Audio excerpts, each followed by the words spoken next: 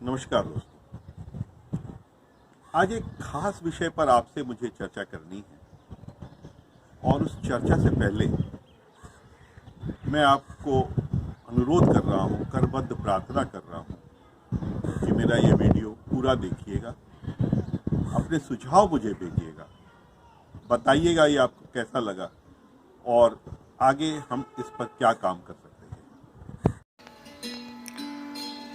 जी हाँ मित्रों, आज हम बात कर रहे हैं हमारी इस बुरी आदत की, जो है यहाँ वहाँ थूकने की आदत।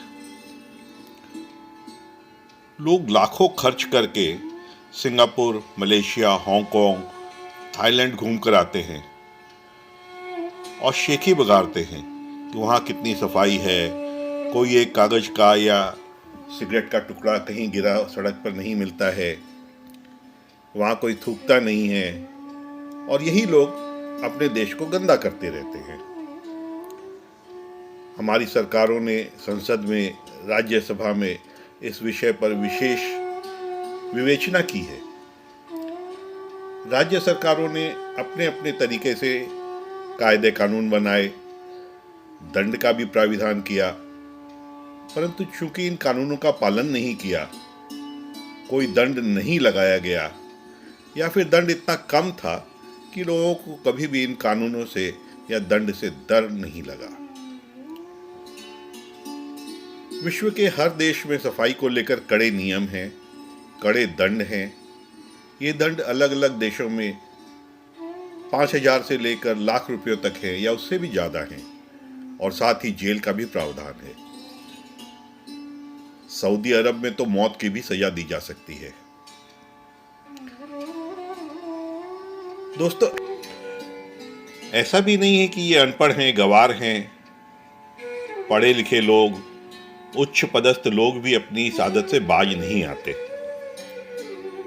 बिहार के तब के मुख्यमंत्री लालू प्रसाद यादव भी सरेआम थूकने से अपने आप को रोक नहीं पाए, या उन्होंने इसे सामान्य क्रिया ही समझा। सारे भारतवर्ष में आप कहीं भी चले जाइए, चारों तरफ इसी तरह के नोटिस बोर्ड्स नजर आएंगे, और साथ ही आपको पान, गुटखा, खैनी, तंबाकू खाते लोग दिखाई पड़ जाएंगे। चारों ओर थूक ही थूक, गंदगी ही गंदगी। ऐसा भी नहीं है कि देश के सारे लोग गंदगी फैला रहे हैं। सिर्फ 10 या 20% लोग ही होंगे जो ऐसा कर रहे हैं। वो 20% लोग बाकी के 80% पर भारी पड़ रहे हैं। अगर हम इनसे ऐसा करने से रोकते हैं तो ये उल्टा हमें ही अपमानित कर देते हैं, मानो यही भारत के उच्च कोटि के नागरिक हैं।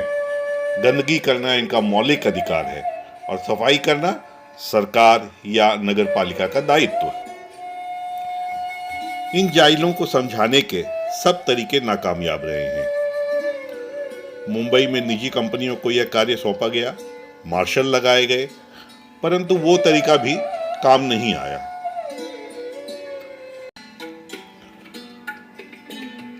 कुछ जगहों पर भगवान की टाइल्स भी लगाई गई, परंतु इन लोगों ने अपनी शर्मनाक आदत नहीं छोड़ी, भगवान पर भी थूका। दोस्तों, आज हम कोरोना महामारी से जूझ रहे हैं। हर विपत्ति कुछ न कुछ सिखा कर जाती है।